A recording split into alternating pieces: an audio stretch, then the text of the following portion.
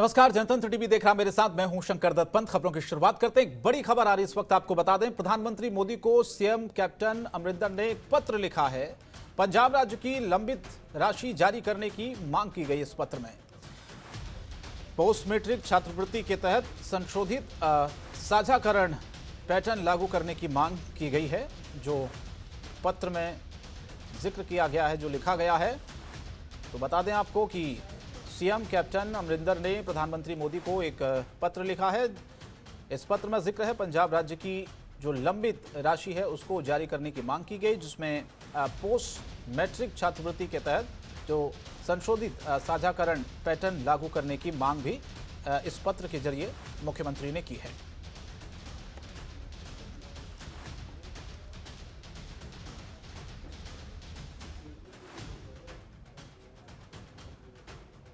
तो ये बड़ी खबर आपको बताएं इस वक्त, जहां पर सीएम कैप्टन अमरिंदर ने प्रधानमंत्री को एक पत्र लिखा है। जो लंबित राशि है उसको जारी करने की मांग मुख्यमंत्री ने इस पत्र में की है। इसके अलावा पोस्ट मैट्रिक छात्रवृत्ति के तहत संशोधित साझाकरण पैटर्न लागू करने की भी मांग का जिक्र इस पत्र में किया गया है। बढ़ते आगे कुछ और खबरें आपको दिखाते हैं। हरियाणा के मुख्यमंत्री मनोहर लाल ने केंद्र सरकार की तरफ से 17 फसलों के न्यूनतम समर्थन मूल्य बढ़ोतरी का स्वागत किया है।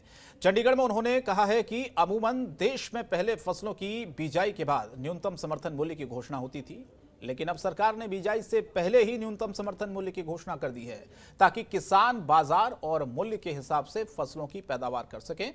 साथ ही मुख्यमंत्री ने कहा है कि साल 2022 तक सरकार ने किसानों की आय दोगुनी करने का लक्ष्य भी रखा है। इसके अलावा चंडीगढ़ में मुख्यमंत्री मनोहर लाल ने हरियाणा के लिए 98 प्रोजेक्ट का वीडियो कॉन्फ्रेंसिंग के जरिए शिलान्यास किया है। इस दौरान जिलों में मंत्री, विधायक और अधिकारी भी मौजूद थे। कार्यक्रम खत्म होने के बाद मुख्यमंत्री मनोहर लाल ने कहा कि आज प्रदेश में 1170 करोड़ रुपए के विभिन्न कार्यक्रमों की शुरुआत और शिलान्यास किया गया है। इससे पहले भी सरकार 3 बार वीडियो कॉन्फ्रेंसिंग के जरिए 775 प्रोजेक्ट्स, जिनकी लागत 8400 करोड़ थी, उसका उद्घाटन किया जा चुका है। प्रधानमंत्री जी का धन्यवाद करता हूं कि उन्होंने अभी जो खरीफ की 17 फसलों का जो एमएसपी घोषित किया है और लगभग 5%, एक आध फसल में 6%, ऐसा करके वृद्धि हर फसल के रेट में की है, ताकि अभी जब फसल बिक्री के लिए आएगी तो उनको नए रेट्स के ऊपर प्रोक्योरमेंट हो जाएगी। एक नियम हमेशा पहले कभी फॉलो नहीं होता था, जो पिछले 2 वर्ष से हो रहा है, कि बुआई से पहले एमएसपी की घोषणा की जाए। हरियाणा के मुख्यमंत्री मनोहर लाल ने वीडियो कॉन्फ्रेंसिंग के माध्यम से 17 जिलों की कई परियोजनाओं का उद्घाटन किया। यमुनानगर में इस कार्यक्रम के दौरान मुख्यमंत्री ने चंडीगढ़ से 3 करोड़ 67 लाख की लागत से बने जिला परिषद के भवन का उद्घाटन किया। उन्होंने सरस्वती नगर में 5 करोड़ 42 लाख रुपए की लागत से बनी सीएचसी का उद्घाटन किया। सीएम ने जटलाना में वरिष्ठ माध्यमिक विद्यालय में 4 कमरे लैब का भी उद्घाटन किया। शिक्षा मंत्री कुंवरपाल गुर्जर यमुनानगर में आयोजित कार्यक्रम में मुख्य अतिथि थे। उन्होंने बताया कि यमुनानगर में मेडिकल कॉलेज का काम शुरू होने वाला है। इसके अलावा 100 बेड के अस्पताल से 200 बेड का अस्पताल बनाए जाने का भी काम जल्द पूरा होने वाला है, जिसका मुख्यमंत्री जल्द ही उद्घाटन करेंगे।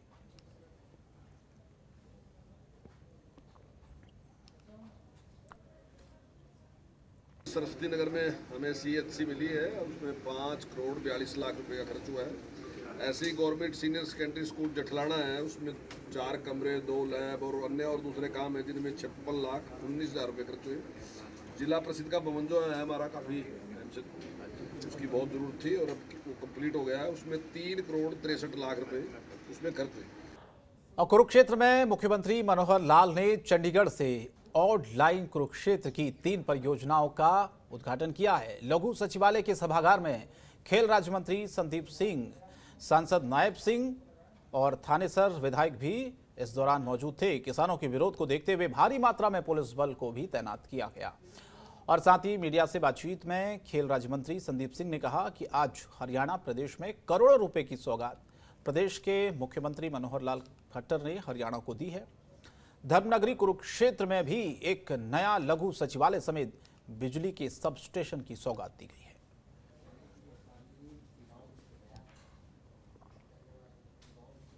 करता हूँ कि इतना बड़ा प्रोग्राम ये इतिहास में याद रखा जाएगा कि एक साथ 17 जिलों में ऐसे उद्घाटन हुए हैं। और मैं पूरे प्रदेशवासियों को शुभकामनाएं देता हूं कि ऐसे ईमानदार और ऐसे होनेस्ट जो हमारे माननीय मुख्यमंत्री जी उन्होंने एक के बाद एक सौगात दे रहे हैं और आगे भी उनकी पाइपलाइन में बहुत सी सौगातें पड़ी हैं।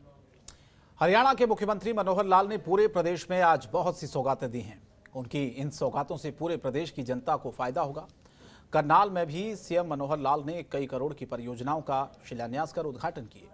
सीएम मनोहर लाल ने चंडीगढ़ से ऑनलाइन वीडियो कॉन्फ्रेंसिंग के माध्यम से 509 करोड़ रुपए के साथ ही 5 परियोजनाओं का शिलान्यास और उद्घाटन किया। पहली परियोजना की बात करें तो 11 करोड़ 60 लाख रुपए की लागत से जाटोगेट करनाल में 33 केवी सबस्टेशन का उद्घाटन। दूसरी परियोजना में 30,90,000 रुपए की नगर निगम को 2 जेटिंग मशीनें दी गई।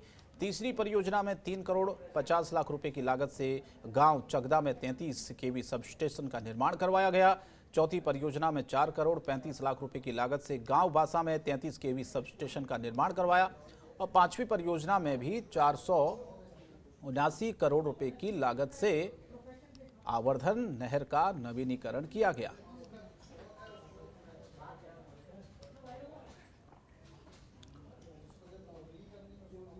आज माननीय मुख्यमंत्री जी हरियाणा में अनेक स्थानों पर लगभग 1000 करोड़ की परियोजनाओं का उद्घाटन करने जा रहे हैं, जिसमें से अभी आपने देखा कि स्मार्ट सिटी के लिए ये सीवरेज क्लीनिंग की बहुत छोटी मशीन है। पहले बड़े बड़े ट्रकों पर रहती थी तो छोटी गलियों में जाना संभव नहीं था, लेकिन ये छोटी मशीनें आने से एक नया कंसेप्ट है कि अंदर की गलियों में भी जाकर ये सीवरेज की सफाई हो सकती है। और हरियाणा के मुख्यमंत्री मनोहर लाल ने आज पंचकुला वासियों को नई विकास परियोजनाओं की सौगात दी है। चंडीगढ़ में वीडियो कॉन्फ्रेंसिंग के माध्यम से जिला पंचकुला के लिए 155.15 करोड़ से ज्यादा राशि की 4 विकास परियोजनाओं का उद्घाटन और शिलान्यास किया गया है।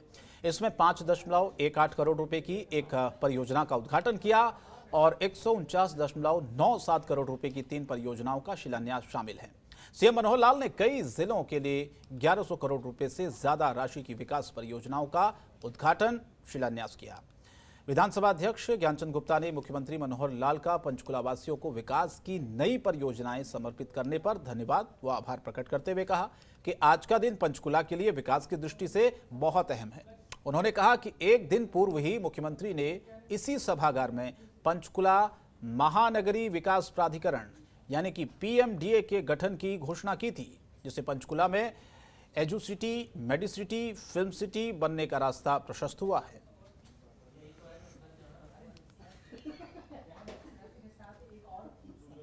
$1170 करोड़ रुपए के नए कार्यों का शिलान्यास या शुभारंभ, जिसके अंदर 98 ऐसी परियोजनाएं हैं जो पूरे प्रदेश को समर्पित की है। उसके लिए मैं मुख्यमंत्री जी को बधाई भी देता हूं, धन्यवाद भी करता हूं।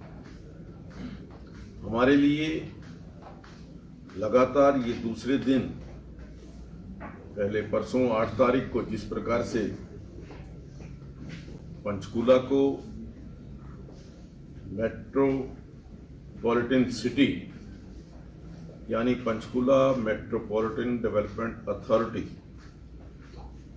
की घोषणा की गई, मैं समझता हूं कि पंचकुला के इतिहास में एक बहुत बड़ा ऐतिहासिक कदम उन्होंने उठाया है पंचकुला के विकास की दृष्टि से। और करनाल के सांसद संजय भाटिया यमुनानगर पहुंचे। उन्होंने मीडिया से बातचीत करते हुए कहा कि राहुल गांधी और उनकी कांग्रेस धरातल खो चुकी है। साथ ही किसानों की आड़ में उन्हें भ्रमित करने के प्रयास करते रहते हैं। जहां उनकी दाल गलने वाली बिल्कुल नहीं है, वहीं पूर्व मुख्यमंत्री भूपेंद्र सिंह हुड्डा पर हमला बोलते हुए उन्होंने कहा कि किसानों पर गोली चलाने वाले, उनकी जमीनों को लेकर बिल्डरों के हाथों में करोड़ों के सीएलयू बेचने वाले किसानों की बात वो क्या जाने। उन्होंने ये भी कहा कि इतना भला अगर किसानों का किया होता तो किसान 2 बार उन्हें ना उखाड़ फेंकता। बता दें, संजय भाटिया ने पीएम मोदी की तारीफ करते हुए कहा है कि आज भारत नरेंद्र मोदी के हाथों में सुरक्षित है। जितनी शक्तिशाली आज भारत की सेना है, इतनी शक्तिशाली पहले कभी नहीं हुई।